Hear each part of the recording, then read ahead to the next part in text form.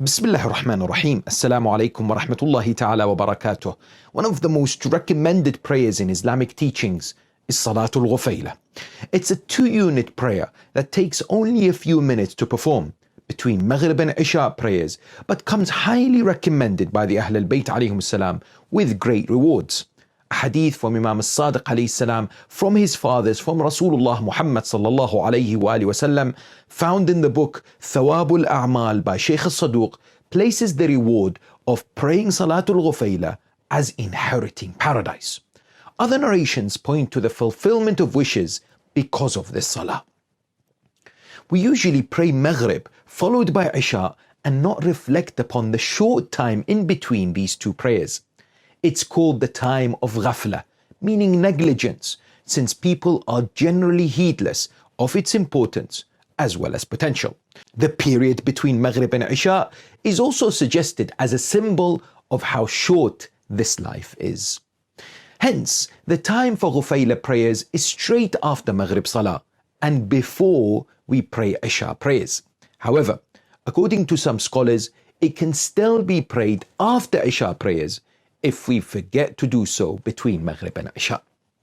The other thing to remember is how Islamic teachings emphasize the importance of recommendatory prayers to compensate for the lack of focus or attention in our daily obligatory salah.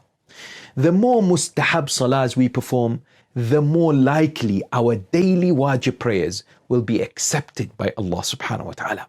Now, this is how Salatul Ghufayla is performed. Number 1, have the niyyah in your mind.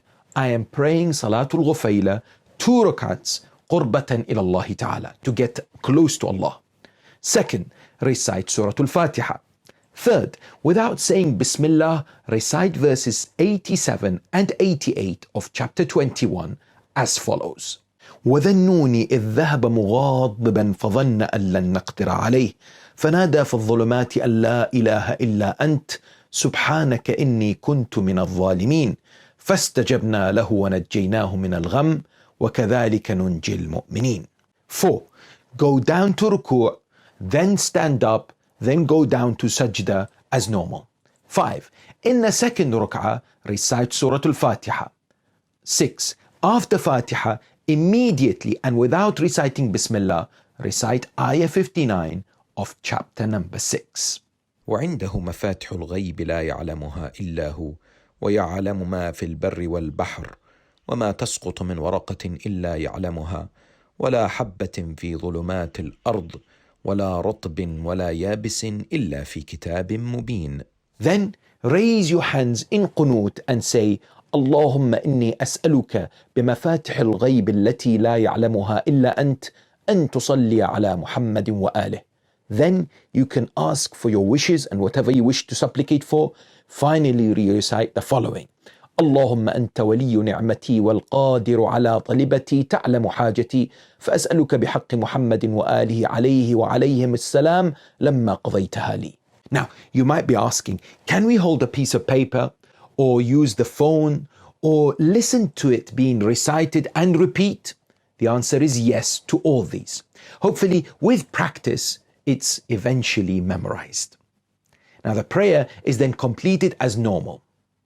There is so much emphasis by scholars on this salah, Salatul Ghufayla, that if we have the intention of praying it as nafila of Maghrib and Ghufayla prayers, we get the reward of praying both of them. Subhanallah. The number of rak'ats for Maghrib nafila is 4, of course. However, just praying Salatul Ghufayla by itself without adding the niyyah of the nafila prayer as well does not cover for their nafila. Sometimes what happens is we forget to recite the specific ayahs, like chapter 6 verse 59, and instead recite a chapter of the Quran after Fatiha, like Surah Al-Ikhlas. So what should we do then? Well, we should finish recitation of that chapter, then recite the ayah afterwards.